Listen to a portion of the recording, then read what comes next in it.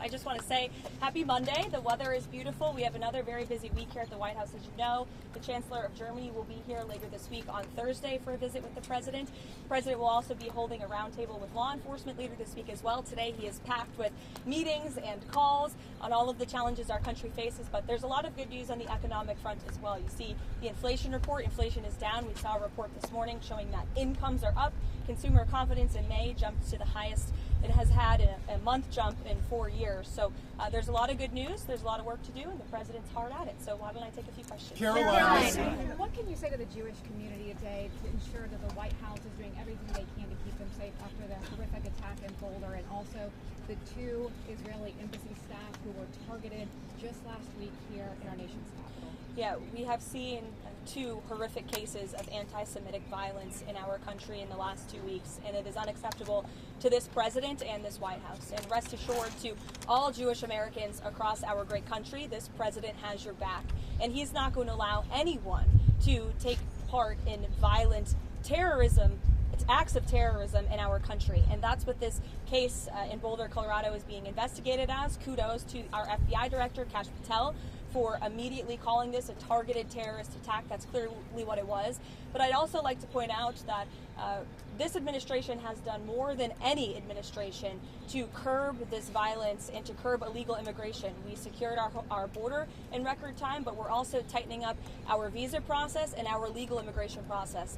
And we know that this individual, this terrorist, was allowed into this country by the previous administration, was foolishly given a tourism visa, and then was illegally allowed to stay. These individuals are going to be deported, and we're not going to tolerate such violence in our country. Caroline, last week you told me that Donald Trump was waiting until the talks between Russia and Ukraine today in order to make a judgment on whether or not Vladimir Putin wanted peace. Those talks have happened. Where does he stand, and is he willing to impose additional sanctions? I'll let the President speak on that. Today, the Russian and Ukrainian delegations met in Istanbul, but the Turkish president is suggesting that it's high time that leaders, President Erdogan, President Trump, President Putin, and President Zelensky meet in Istanbul. Is that something that President Trump would support and would be partaking?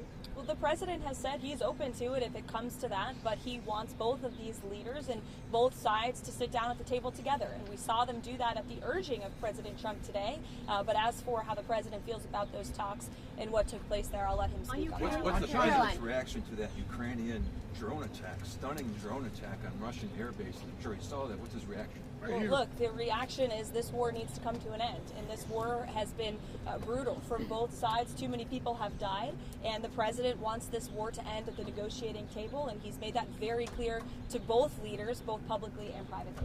Are the trade negotiations still ongoing after last week's pause, and how are the negotiations with the European Union to avoid that 50% tariff? Well, the European Union came to the table thanks to President Trump's threat of tariffs, and now we are seeing that they are negotiating in good faith with our delegation. So we remain hopeful and optimistic that a deal can be struck with the European Union. As you know, we are in discussions with many other countries around the world as well who understand the need to cut a good deal with this President and the administration. And Secretary Bessie and Secretary Lutnick, Ambassador Greer continue to work around the clock on this.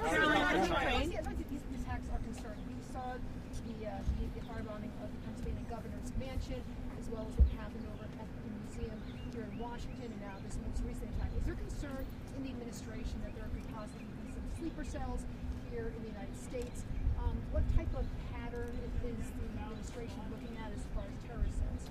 Well, there's certainly a concern that the previous administration allowed way too many terrorists and illegal immigrants into the interior of our country. And that's why the Department of Homeland Security is working overtime to arrest, detain, and deport as many illegal criminals and terrorists that we can in the United States of America. And any act of violence will be prosecuted to the fullest extent of the law. On American hostages. President Trump has talked about wanting to meet with President Xi for a long time. Kevin Hassett over the weekend previewed a possible conversation between the 2 of them, including possibly this week.